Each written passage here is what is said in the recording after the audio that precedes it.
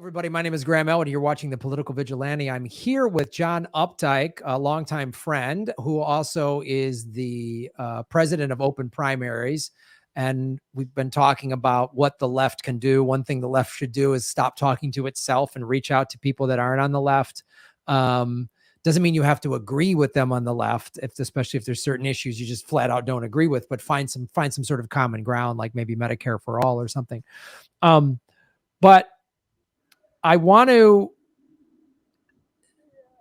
ask you, because it's another conversation you and I had several months ago about, you say you're an organizer and you talk to people all over the country, and you see that people who are fed up with American politics, conservatives, liberals, progressives, lefties, whatever they're calling themselves, are fed up, but the spirit of like Americans, regular Americans wanting to fix things, wanting things to be better, that is sort of ingrained in us.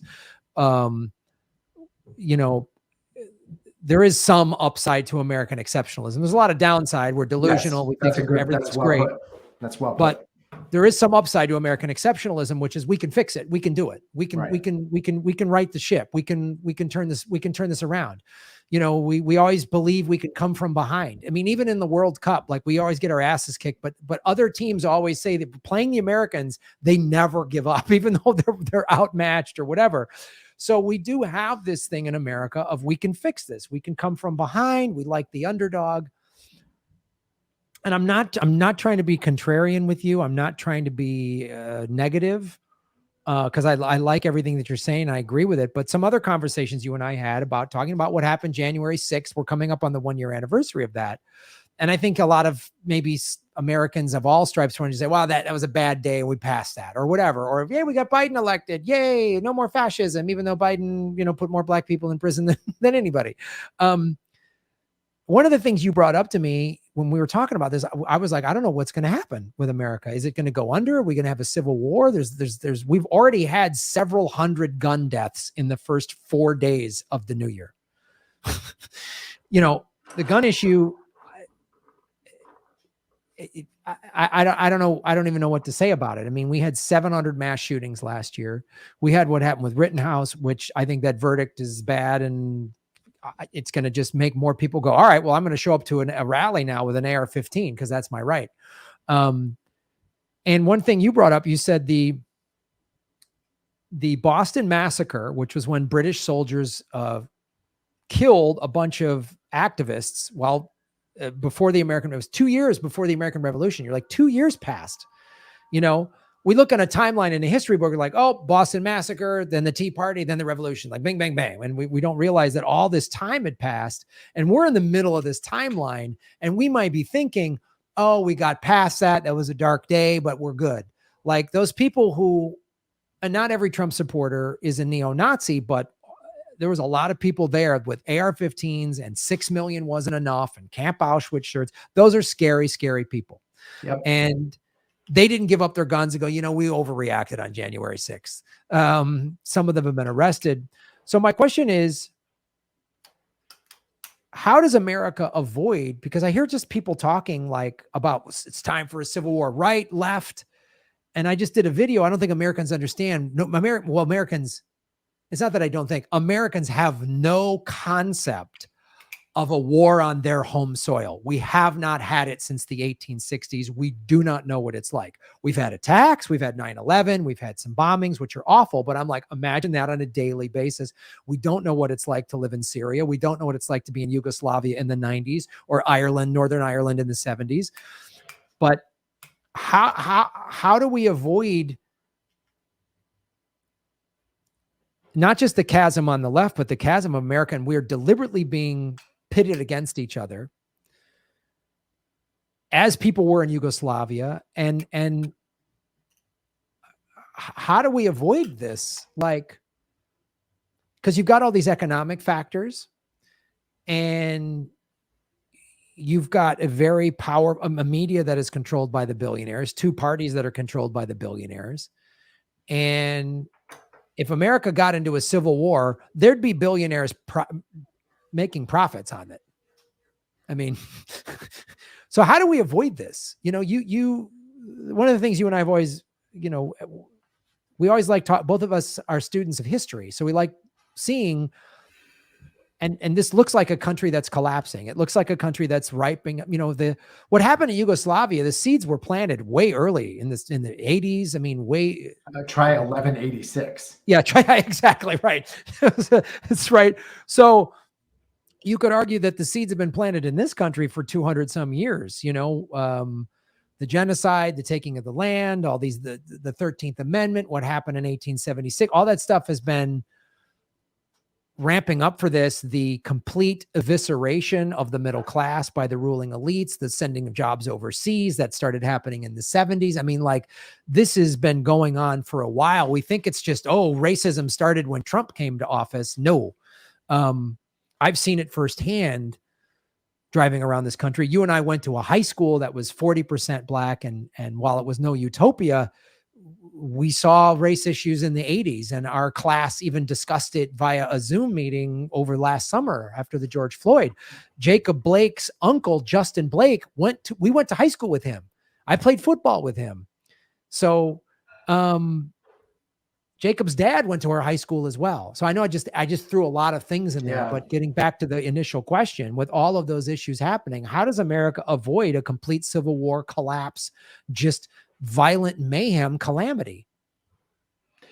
Well, you know, this is why I work in the democracy arena, is that I don't have a kind of a simplistic view that all change can take place through elections. I think culture is actually a much bigger thing. But the reason I work in open primaries and other political reforms is it's actually a way to bring people from different political perspectives together around something. And I think there are woefully inadequate environments where that can happen, where people can see the other. Because what you described, Graham, people in blue America see, you know, conservative and Trump voters as something in between a caveman and a troglodyte, like subhuman. Trump voters see liberals as these kind of New York Magazine reading, monocle wearing, you know, elitists. They have this view that's subhuman. People don't see each other as humans. And the way you avoid what you're talking about is you have to create environments, contexts, where people can see each other as humans. Now, I specialize in providing answers that you don't like. So I think I can already see your brow furrowing. But Graham, honestly, you're like a poet. You describe and you know, James Baldwin did this better than anybody, of describing just how subjectively brutalizing Jim Crow was for Black people and white people, how it destroyed human souls. It created people that were just incapable of love and connection. I see reforming the political process not as like, oh, here's the outcome that we have to go through. The process of people rolling up their sleeves and saying, this democracy, flawed as it is, riddled with oligarchs as it is, hypocritical as it is, it's ours, and we're going to control it, and we're going to own it, and we're going to build it. That's it. That's a project that, in my humble opinion, might, if we're lucky, play a small role in a much bigger picture of our country continuing to move forward and not descending into some kind of barbarism, if we're lucky. But the picture you paint, I mean, I don't disagree with any of that. It's scary. And Steve Bannon's out there. He knows better than anybody in this world how to use alienation, disempowerment, feeling isolated, feeling like you don't have a place in the world, to galvanize that for very, very nationalistic, tribal ways. And that's out there, and that's touching millions of people every day.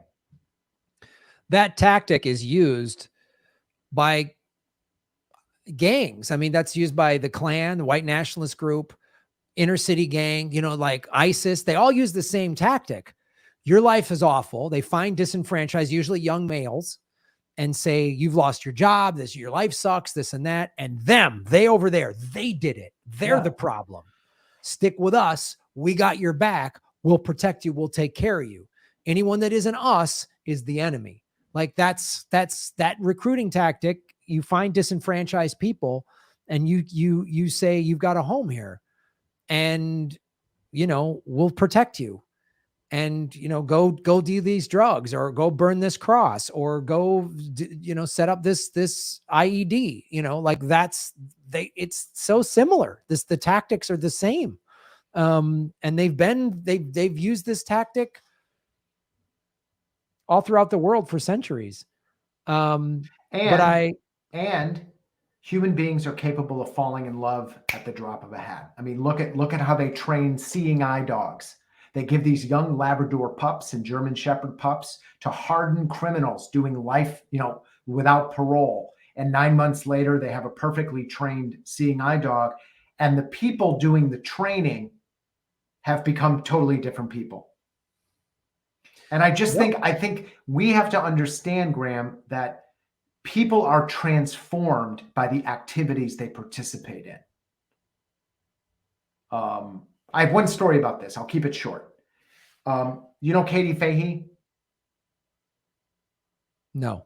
She led an effort in Michigan in 2018 to establish an independent, non-partisan redistricting commission. So politicians couldn't draw their own lines. And she started it with no money, a Facebook post. By, you know, after 6 months, she had done town hall meetings in every county in the state. She had 10,000 volunteers.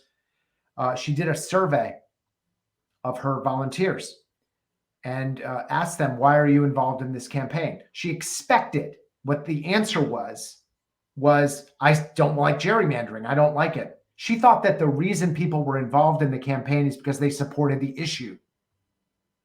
Nope. The number one answer people gave was, I wanted to do something with someone who had voted differently than I did in 2016.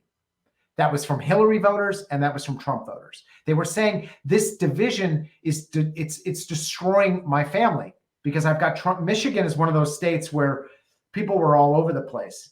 You know, it's not a state divided like up and down. It's all mixed up. And a lot of people had Trump voters in their family and Hillary voters in their family, and they were seeing how brutalizing it was, where they couldn't talk to each other, and people flooded out, and they passed this referendum with 65% of the vote, complete citizens movement. And that actually helped transform the political climate in Michigan. But I really think we underestimate how what we do transforms how we see the world, how we see our fellow people, how we interact with the world. And I think that's the hope for not descending into some kind of civil war. That's a great answer, dude. I really appreciate it. That's very, very succinct. And I agree. I think human beings are capable of awful atrocities, and they're also capable of amazing things and unity and love and changing, because, you know, wanting to be better. I think most people want to be good, want to be better. And like you say, your environment shapes who you are in so many ways, in so many ways. Well, JB, I really appreciate you taking the time. Tell everybody where they can follow you and get involved with open primaries. Sure. Our somewhat inadequate website is www.openprimaries.org. You can follow me on Twitter at JBOpdyke, OPDYCKE. Yeah, that's how to follow me. Get involved. We got a lot going on in 2022, a lot of efforts around the country to end the party control of the primary system. I was going to say to everybody out there watching, it's a great organization to get involved with. If you want to like how to get involved, open primaries can really really release the grip of the duopoly. And what you do on open primaries, and I've been involved in some of these, you really go different states and ballot measures, and it's like you find any chink in the armor of the two-party system anywhere you can, anywhere in the country, and try to crack it open. And I think that's powerful.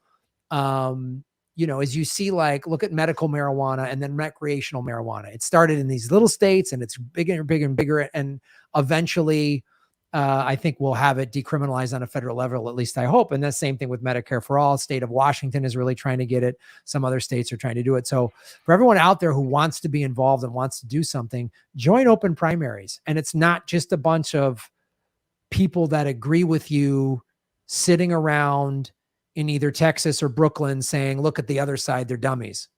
Like, you're going to meet people from other walks of life and who share you might not agree on certain issues, but everyone can agree the two-party system is awful. The only people who don't agree are the people profiting from it, you know?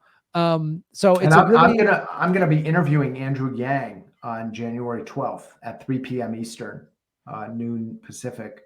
And you can sign up for that right on our website under our virtual discussion series. So if you want to if you want to participate, it's not going to be a webinar. You get to talk to Andrew. If you want to be part of a conversation about what he sees as the viability of some kind of non-Democratic and Republican Party alternative in the country, come participate in that conversation. Great. Ask him some tough questions, but that's good that he's doing that. Like, and if there's stuff about Andrew Yang you don't agree with, don't just cancel him. There's a lot of stuff I didn't agree with him on his campaign, but I'm glad he's doing this. So yeah, folks, that's a great. I think the quest for agreement is overrated.